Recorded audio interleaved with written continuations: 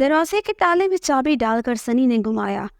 ہلکی سی کھٹا کی آواز آئی، جس کا مطلب تھا بند تالا کھل گیا، جس کے بعد اس نے ہینڈل پکڑ کر کوارٹر کو اندر دھکا دیا۔ حساباً دروازے کو تو کھل جانا چاہیے تھا، مگر ایسا ہوا نہیں۔ دروازے کی کواڑ اپنی جگہ سے ہلے تک نہیں۔ یہ سوچ کر اسے چابی دوبارہ تالے میں ڈال کر گھمائی کہ یہ تالا اب تک بند تو نہیں۔ جس طرف چابی گھمانے سے تالا کھلتا تھا، ادھر تو چابی گھمی ہی نہیں۔ جب اس نے مخالف سمت گھمائی تو چابی گھمی اور تالا بند ہو گیا۔ ہلکی سی آواز آئی، یہ نہیں کہ تالا کھلا ہوا تھا، اب بند ہو گیا ہے۔ اس نے دل ہی دل میں کہا۔ ایک بار پھر سے تالا کھلنے والی سمت میں چابی گھمائی، تالا کھلنے کی آواز بھی سنائی دی۔ اس نے چابی نکال کر کواڑ کھولنے کی کوشش کی، مگر کامیاب نہ ہو سکا۔ کیا ہوا سنی؟ تالا کھولنے میں اتنی دیر کیوں لگا رہے ہو؟ اب اس نے پیچھے پلٹ کر امی کو مخاطب کیا، اور ادھر ادھر اس کے بہن بھائی کھڑے تھے۔ امی، تالا کھلنے کے باوجود بھی کواڑ نہیں کھل رہا، کیا مطلب؟ سنی نے انہیں مطلب سمجھایا، مگر شاید ان کی سمجھ میں نہیں آیا۔ انہوں نے اسے پھر سے چابی لے کر خود کوشش کی، تب ان کی سمجھ میں یہ آیا شاید دروازہ اندر سے بند ہے، مگر یہ کیسے ہو سکتا ہے؟ سنی سے چھوٹے غنی نے حیرانگی سے کہا، چاہتے وقت وہ دروازہ خود بند کر کے گیا تھا۔ شاید ہمارے جانے کے بعد پاپا آئے ہوں، انہوں نے دروازہ اندر سے بند کر دیا ہو۔ گڑیا نے اپنی عقل کا مظاہرہ کیا۔ بدھو کہیں گی، چابی تو ہمارے پاس ہے، پاپا اندر کیسے داخل ہوں گے؟ ابھی یہ باتیں ہو ہی رہی تھی کہ بچوں کی والدہ نے دروازہ ٹھپ ٹھپا کر کہا، کون ہے اندر؟ کون ہے؟ میں ہوں۔ کسی کو توقع نہیں تھی کہ ایسا کوئی جواب آئے گا۔ سب گھبرا گئے۔ گھبرانے کی شاید یہ بھی وجہ تھی کہ آواز سنی کے پاپا کی نہیں تھی، بالکل اجنبی آواز تھی، عجیب طرح کی آواز، جیسے بڑائی ہوئی، جیسے گھبرائی ہوئی، جیسے بیزار بیزار سی۔ یہ اندازہ لگانا بھی مشکل تھا کہ مردانہ آواز ہے یا زنانہ۔ ارے بھائی دروازہ کھولو، ہم بچوں کے ساتھ آدھی رات کے وقت گھروں کے باہر کھڑے ہیں۔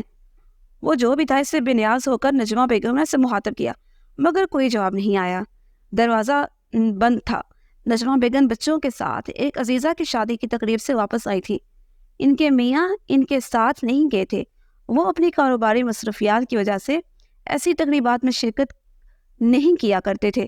جب ذرا دیر تک اندر سے کوئی جواب نہیں آیا تو نجمہ بیگم نے ایک بار پھر سے دروازہ پیٹنا شروع کر دیا۔ وہ اس کے ساتھ یہ بھی کہتی جاتی تھی، ارے بھائی اندر کون ہے؟ ذرا دیر بعد جلائی آواز سنائی دی، میں ہوں۔ تو دروازہ کھولو نا، دروازہ کیوں نہیں کھولتے؟ جواب پھر ندارت، اور دروازہ بھی نہیں کھلا۔ یا اللہ، ہم کس مصیبت میں پھنس گئے؟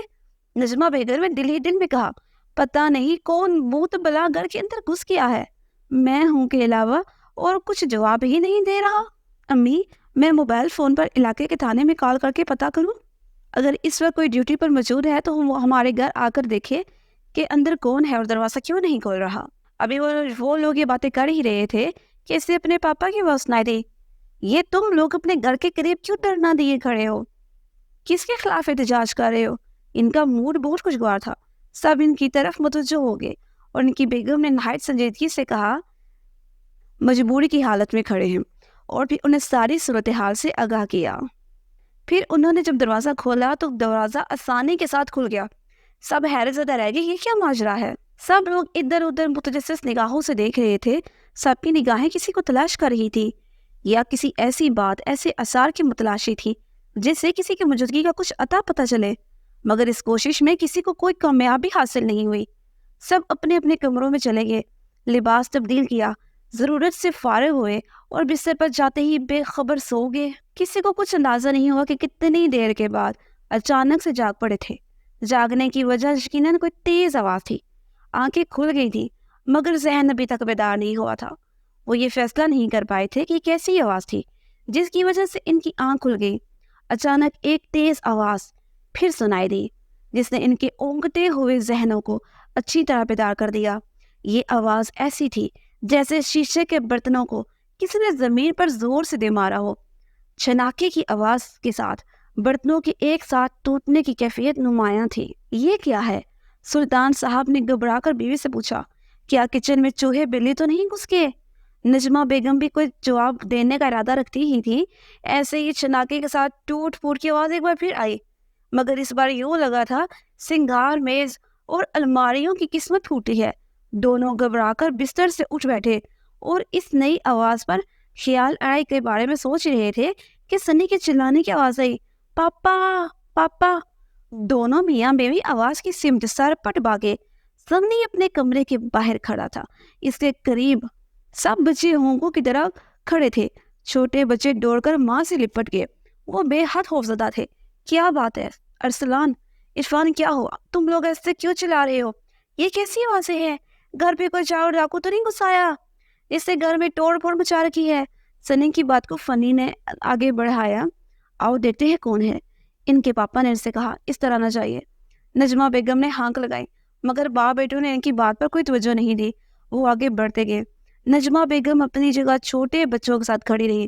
وہ کچن پہنچے تو وہاں ہر چیز اپنی جگہ صحیح سلامت نظر آئی۔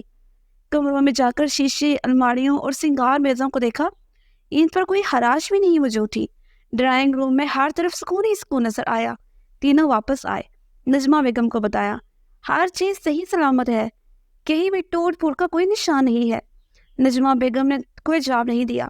وہ دل ہی دل میں یہ ضرور سوچ رہی تھی کہ پھر یہ کیسی آوازیں تھی۔ یہ چند روز بعد کی بات ہے۔ دن کے وقت جب سلطان صاحب اپنے دندے اور ان کے بیٹے اسکول کالج گئے ہوئے تھے، گھر میں صرف نجمہ بیگم اور چھوٹے بچے تھے۔ نجمہ بیگم کسی کام سے کچن سے ڈرائنگ روم گئی اور پھر ذرا دیر بعد ہی لوٹی تھی کہ چھت سے لٹکتا ہوا فانوس اچانک ٹوٹ کر نیچے آ گرا۔ فانوس ان سے چند قدم کے فاصلے پر گرا تھا۔ انہیں یوں محسوس ہوا جیسے کسی نے جان بوجھ کر فانوس ان کے اوپر گرایا تھا تاکہ وہ اس کی زد میں آ جائیں۔ وہ اس قدر گھبرا گئی تھی کہ وہاں سے بھاگی اور جاتے وقت ڈرائنگ روم کے دروازے کی دوسری طرف سے بند کر دیا، غالباً اس خیال سے کہ کمرے میں کوئی موجود ہے وہ کمرے سے نکل نہ سکے۔ جلدی سے وہ اپنے کمرے میں آ گئی۔ ان کا سانس پھولا ہوا تھا۔ یا اللہ، وہ کون تھا جس نے میرے اوپر وہ فانوس گرانے کی کوشش کی تھی؟ انہوں نے سوچا، میں گھر میں چھوٹے بچوں کے ساتھ اکیلی ہوں، میں تنہا اس کا مقابلہ کیسے کر سکوں گی؟ وہ جو کوئی بھی ہے مجھے نقصان پہنچانے کی بھرپور کوشش کر سکتا ہے، میں کیا کروں؟ کچھ سمجھ میں نہیں آتا۔ کچھ دیر تک وہ اس کے بارے میں غور و فکر کرتی رہی۔ آخر ان کی سمجھ میں یہی بات آئی کہ سلطان کو فون کر کے گھر بلا لیا جائے، اور انہوں نے اس سلسلے میں دیر نہیں لگائی۔ فوراً موبائل فون سے اپنے میاں کو کہا، آپ فوراً گھر واپس آئیں۔ مگر کیوں؟ کیا ہوا؟ میں سخت خطرے کی حالت میں ہوں، کہہ کر انہوں نے رابطہ منقطع کر دیا۔ اب سلطان صاحب بھی گھبرا گئے تھے اور سیدھے گھر کی طرف بھاگے تھے۔ گھر پہنچنے میں زیادہ دیر نہیں لگی تھی۔ کیا ہے بھائی؟ انہوں نے نجمہ بیگم کو خواص باختہ دے کر کہا۔ کیسا خطرہ؟ کس سے خطرہ؟ نجمہ بیگم نے خوفزدہ لہجے میں صورتحال سے گا کیا اور بولی، یوں سمجھے اللہ نے مجھے بچا لیا، ورنہ سے تو میرے اوپر ہی فانوس گرایا تھا۔ کس نے؟ میں کیا جانوں وہ کون ہے، مجھے تو وہاں کوئی نظر ہی نہیں آیا۔ سلطان صاحب چند لمحے گم سم کھڑے سوچتے رہے، پھر بولے، چلو تو دیکھتے ہیں کون ہے ڈرائنگ روم میں، آپ جائیے۔ نجمہ بیگم نے لرزیدہ آواز میں کہا، میں نہیں جاؤں گی۔ سلطان صاحب کچھ نہیں بولے، یہ سوچتے ہوئے ڈرائنگ روم کی طرف بڑھ گئے۔ بہت زیادہ خوفزدہ معلوم ہوتی ہے۔ دروازہ کھول کر اندر داخل ہوئے تھے اور پھر اگلے ہی لمحے ان کی چیخ سنائی دی، نجمہ بیگم یوں اچھلی تھی جیسے انہوں نے بچھو نے ڈانگ مار دیا ہو۔ اللہ خیر، کہتے ہوئے آندھی طوفان کی طرح ڈرائنگ روم کی طرف بھاگی تھی۔ کیا ہوا؟ کیا ہوا؟ انہوں نے ڈرائنگ روم کے اندر قدم رکھتے ہوئے کہا، مگر سلطان صاحب پر نظر پڑی تو ان کے خوف کے سار کے بجائے ان کا چہرہ غصے سے ٹمٹمایا ہوا نظر آیا۔ مجھے تمہارا یہ مذاق بالکل پسند نہیں آیا، انہوں نے غصے سے کہا۔ کیسا مذاق؟ نجمہ بیگم سہمے و لہجے میں بولی۔ سلطان صاحب نے جواب دینے کے بجائے چھت کی طرف انگلی سے اشارہ کیا جہاں فانوس حسب سابق اپنی موجودگی کا ساتھ ہلا رہا تھا۔ انہوں نے گھبرا کر نیچے فرش کی طرف دیکھا جہاں وہ فانوس گر کر کرچی ہو گیا تھا، وہاں ایک کرچی بھی موجود نہیں تھی۔ تمہیں معلوم ہے میں کتنا ضروری کام چھوڑ کر آیا ہوں؟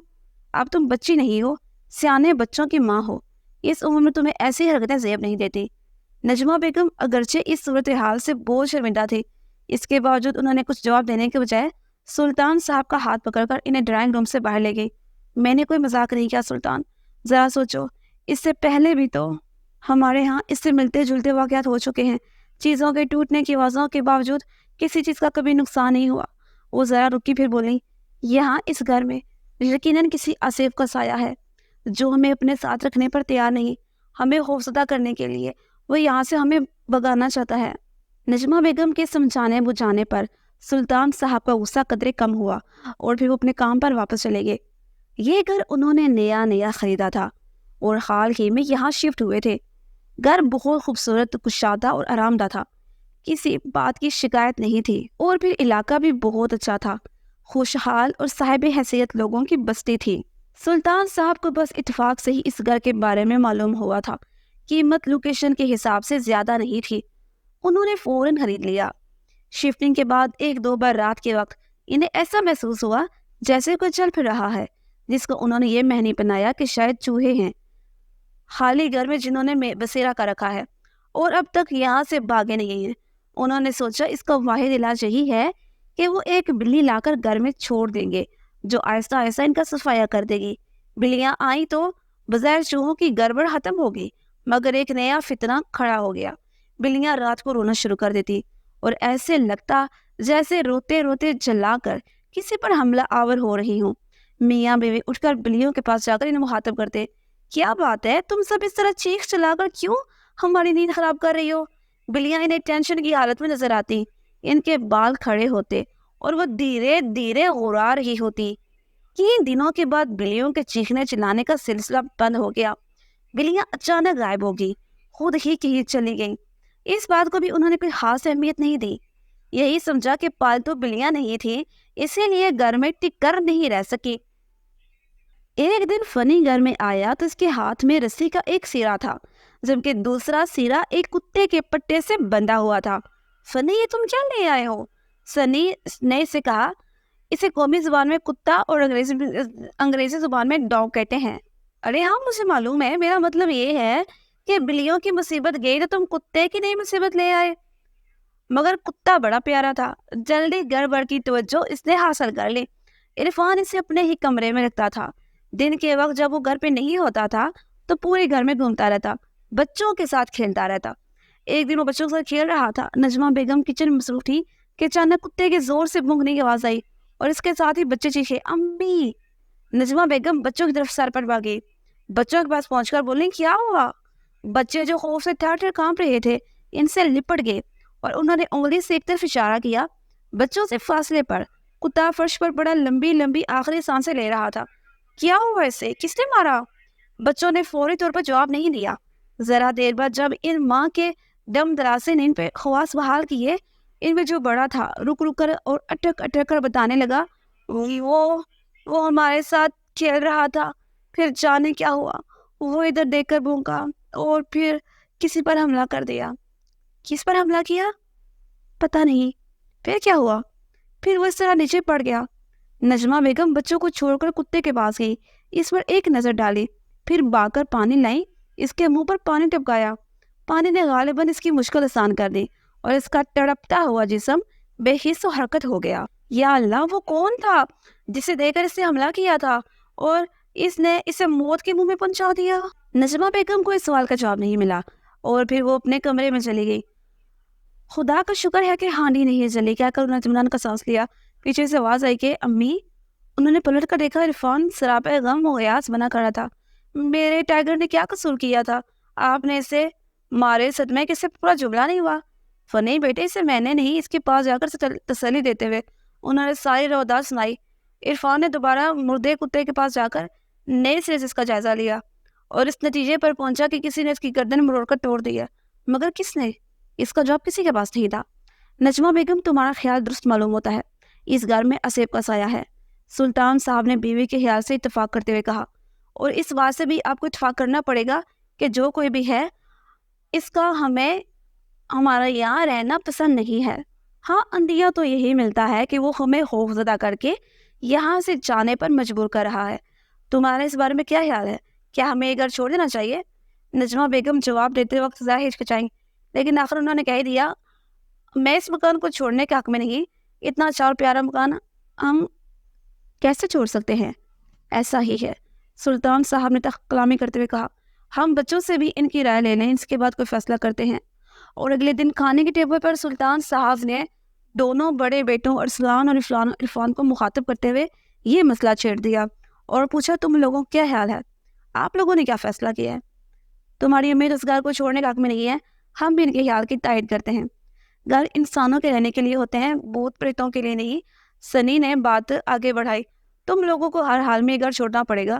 اچانک کمرے میں آواز گونجی، ایسے لگا تھا جیسے ہر طرف سے اس کی بازیں سنائی دی ہو۔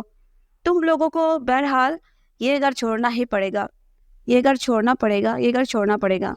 سب ذرا دیر کے لیے سناتے میں آگے تھے، پھر ایک دم سے سنی بول پڑا، یہ گھر ہمارا ہے، ہم نے اسے خریدا ہے، اس لیے تم اس پر حق جتانے والے کون ہو؟ اس پر ہمارا حق یوں ہے کہ ہم ایک مدت سے اس میں مقیم ہیں۔ جب یہ گھر بنا تھا اس سے پہلے ہم یہاں رہتے تھے، مکان بننے کے بعد بھی ہم یہاں رہ رہے ہیں اور آئندہ بھی ہم یہاں رہیں گے۔ یہ اچھی زبردستی ہے، اور اگر ہم یہاں سے نہیں گئے تو تم کیا کر لو گے؟ ابھی سنی کا جملہ ختم ہی ہوا تھا کہ کمرے میں ایک دن سے چا گئی، اور جب ڈون چٹی تو کھانے کی میز پر رکھی، ڈشوں پر اینٹوں اور ان کے ہاتھوں میں گرد و غبار کی ایک موٹی سی ٹیچ جمی تھی۔ سلطان صاحب نے اشاروں سے بچوں کو خاموش رہنے، صبر و تحمل سے کام لینے کو کہا۔ اس وقت تو یہ معاملہ یہی تک رہا، لیکن انہوں نے فیصلہ کر لیا تھا، اس اندیکھی طاقت سے شکست نہیں کھائیں گے۔ سلطان صاحب نے ان حالات سے نبر رسوا ہونے کے لیے کسی ایسی شخصیت کی تلاش شروع کر دی جو بھوت پریت اور اسے کو قابو کرنے پر قادر ہو۔ کہتے ہیں کہ اگر جستجو سچی ہو تو خدا بھی مل جاتا ہے۔ سلطان صاحب کو بھی ان کی مطلوبہ شخصیت مل گئی۔ انہوں نے انہیں ساری روداد سنا کر کہا، یا حضرت، کوئی ایسی تدبیر ہو سکتی ہے کہ ان نادیدہ قابضین سے نجات مل سکے؟ وہ قبضے مافیا ہمارے گھر سے بھاگنے پر مجبور ہو جائے۔ پہلے یہ معلوم کرنا ہوگا کہ آخر وہ ہیں کون، اور اس کے بعد فیصلہ کیا جائے گا کہ وہ کون ہے اور انہیں یہاں سے کیسے نکالا جا سکتا ہے۔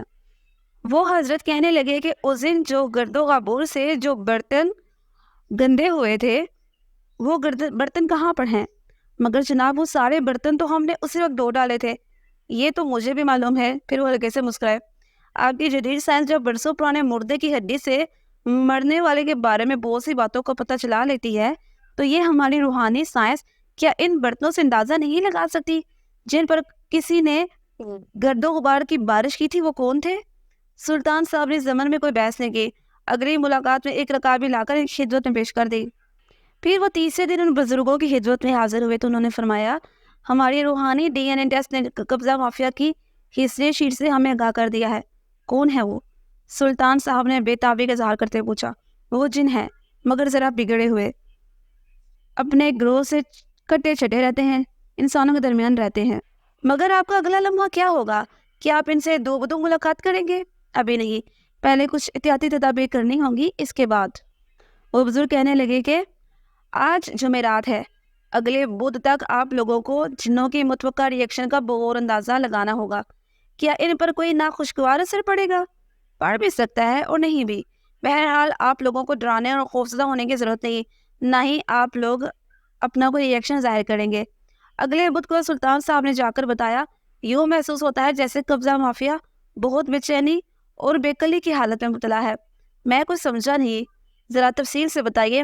سلطان صاحب نے ذرا سوچ کر جواب دیا، یوں سمجھیے ہم جس طرح لوڈ شیڈنگ کے دوران مضطرب اور بے چین رہتے ہیں، بالکل اسی طرح کی کیفیت ان کی طرف سے محسوس ہوئی ہے۔ خاص طور پر رات کے وقت ان کی بے قراری بڑھ جاتی ہے۔ یہ تھوڑے تھوڑے وقفے سے ان کی آہ کی صدائیں سنائی دیتی ہیں۔ ایسے میں اکثر پھڑپڑاہٹ کی آواز بھی سنائی دیتی ہے، جیسے کوئی پرندہ اڑ کر کہیں چلا گیا ہو۔ جیسے بزرگوار نے سلطان صاحب کی بات آگے بڑھائی، ہم لوگ لوڈ شیڈنگ کے دوران حبس اور گرمی سے بے چین ہو کر گھر سے باہر نکل جاتے ہیں۔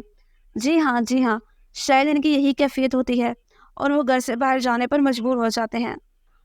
اور پھر سلطان صاحب بزرگ محترم کو زور کے بعد گھر پر لائے تو دونوں بڑے بیٹے ارسلان اور عرفان کو بھی گھر میں موجود تھے۔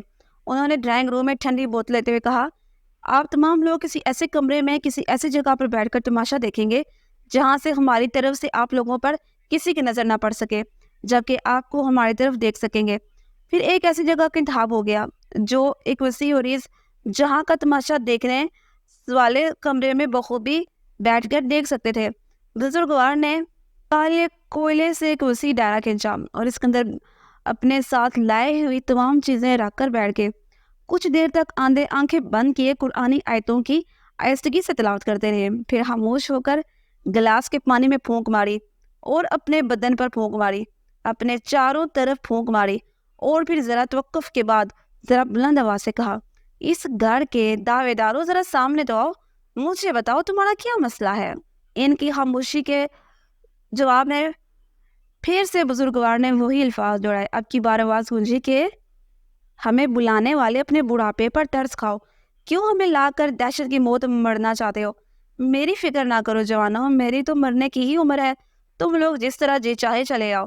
ذرا دیر بعد ایک دم کمرے میں اندھیرا چھا گیا، پھر آہستہ آہستہ دھند چھٹی تو بزرگوار کے کھینچے ہوئے دائرے کے باہر کچھ فاصلے پر ایک عجیب دہشتناک چیز موجود تھی۔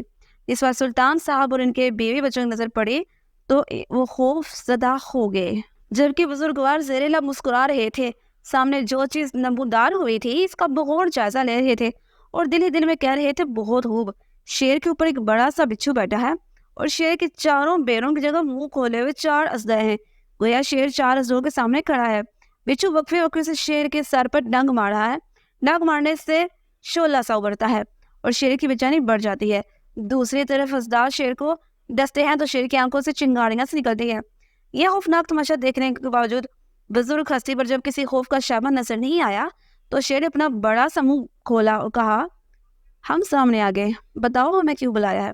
ادھر شیر کے منہ سے آواز نکل رہی تھی، ادھر اس کے منہ سے بڑے بڑے انگارے نیچے گر رہے تھے۔ بزرگ محترم کوئی دلچسپ تماشا دیکھنے والے بچے کی طرح بے حد خوش دکھائی دے رہے تھے۔ ارے بھائی، تم لوگ اتنے اچھے بازیگر ہو تو اس گھر میں رہنے والوں کے ساتھ مل جل کر کیوں نہیں رہتے؟ ان کو اپنا کھیل تماشا دکھاؤ اور گھر کی ایک ہی طرف پڑے رہو اور وہ لوگ ایک طرف پڑے رہیں گے۔ شانتی اور امن و سکون کا مظاہرہ کرو، ایک دوسرے سے مل کر گزارا کرو۔ نہیں، وہ چیز انتہائی غصے سے ڈھار کر بولی، ہمیں شراکت برداشت نہیں ہے۔ بزرگ نے چند لمحے سے خاموش رہ کر دیکھا اور کہا کہ ٹھیک ہے، یہ لوگ اس گھر سے بے دخل ہو جائیں گے، مگر ارے سلطان صاحب کے دونوں بیٹوں نے سرگوشی کے انداز میں کہا، پیرو مرشد یہ کیا کر رہے ہیں؟ ہماری بے دخلی کا مظاہرہ کر رہے ہیں۔ سلطان صاحب نے خاموش رہنے کی تلقین کرتے ہوئے سرگوشی کے انداز میں کہا، خاموش رہو، بس تماشا دیکھو۔ پیرو مرشد کی پوری بات سنو۔ وہ کہہ رہے تھے ایک کاغذ پر آپ لوگوں کو ایک وعدہ لکھ کر دینا پڑے گا۔ کیسا وعدہ؟ اس بات کا وعدہ کرنا پڑے گا کہ ان لوگوں کے جانے کے بعد اس گھر میں جو کوئی بھی آئے تو تم لوگ اسے نقصان نہیں پہنچاؤ گے، بغیر نقصان پہنچائے یہاں سے جانے پر مجبور کرو گے۔ شیر نے ذرا زور سے کہکا لگایا، یوں لگا جیسے گڑھ کے ڈیرو دیوار لرز کرے گئے ہوں۔ لاؤ لاؤ کاغذ لاؤ، اس معاہدے پر دستخط کرنے پر مجھے کیا تعامل ہو سکتا ہے؟ مجھے معلوم تھا میری دہشتناک شکل و صورت دیکھ کر تم لوگوں کے لیے دم دبا کر بھاگنا ہی واحد آپشن ہوگا۔ سلطان صاحب ہی اندر ہی اندر کسمسا کر رہ گئے، کیا بابا جی سچ مچ میں ہمیں یہاں سے نکلوانے کے ارادے کر رہے ہیں؟ دوسری طرف بابا جی بڑے اطمینان سے ایک کاغذ پر کچھ لکھ رہے تھے، پھر اس کاغذ کو انہوں نے قلم میں لپیٹا اور اسے ایک داغے سے لپیٹ کر شیر کی طرف اچھال دیا۔ یوں لگا جیسے ہاتھ لگاتے ہی قلم تھام لیا۔ نہیں، یہ ہاتھ شیر کے بدن سے کیسے اور کہاں سے نکلا تھا؟ اس نے ہاتھ کھول کر کیسے تحریر پڑی؟ واہ، یہ بھی کوئی وعدہ ہے؟ ایسے تو 1001 وعدے پر میں دستخط کر سکتا ہوں۔ کہتے ہوئے اس نے کاغذ پر دستخط کرنے کی کوشش کی، مگر قلم چل کر نہیں دیا۔ 1-2 بار کوشش کرنے کے بعد اس نے بچوں کی طرح قلم کی نوک منہ میں دبا کر اسے ٹر کرنے کی کوشش کی، پھر بھی قلم نہیں چلا۔ لیکن خوفناک شیر تیز تتر بتر ہو گیا، ایسے لگا شیر پسینے میں شرابور ہو گیا ہو۔ اس کے بدن سے پانی کے قطرے ٹپ ٹپ ٹپکتے گئے اور وہ بے حد مضطرب اور بے چین لگ رہا تھا، جیسے اس کے تن بدن میں آگ لگی ہو۔ مگر عجیب بات یہ تھی کہ اس کے منہ سے بے چینی کی کیفیت میں جب بھی ہراٹ کی آواز نکلتی اس کے جسم سے بڑے بڑے انگارے نیچے گرتے۔ دیکھتے ہی دیکھتے اس کے سر پر بیٹھا بچھو بھی انگاروں کی شکل میں ٹوٹ ٹوٹ کر نیچے گر گیا، پھر وہ آگ کی طرح پگھل کر جل کر بجھتا رہا اور پھر ایک دم راکھ میں تبدیل ہو گیا۔ ہس کم جہاں پاک، یہ بزرگ محترم کے اطمینان بڑی آواز تھی۔ ذرا دیر بعد سلطان صاحب اور ان کی فیملی کے ساتھ بزرگوار ڈرائنگ روم میں بیٹھے کہہ رہے تھے، گھر گھر گھر، انسان ہو یا جن، گھر کے لیے کیا کیا نہیں کرتا۔ اگرچہ گھر اس کا مستقل ٹھکانہ نہیں، ایک دن اسے بہرحال یہاں سے جانا ہے، پھر اس گھر کے لیے اتنا عہدہ مچانا کہاں کی دانش مندی ہے؟ جو مستقل گھر ہے جہاں ہمیشہ رہنا ہے، اس کی کوئی فکر ہی نہیں کرتا۔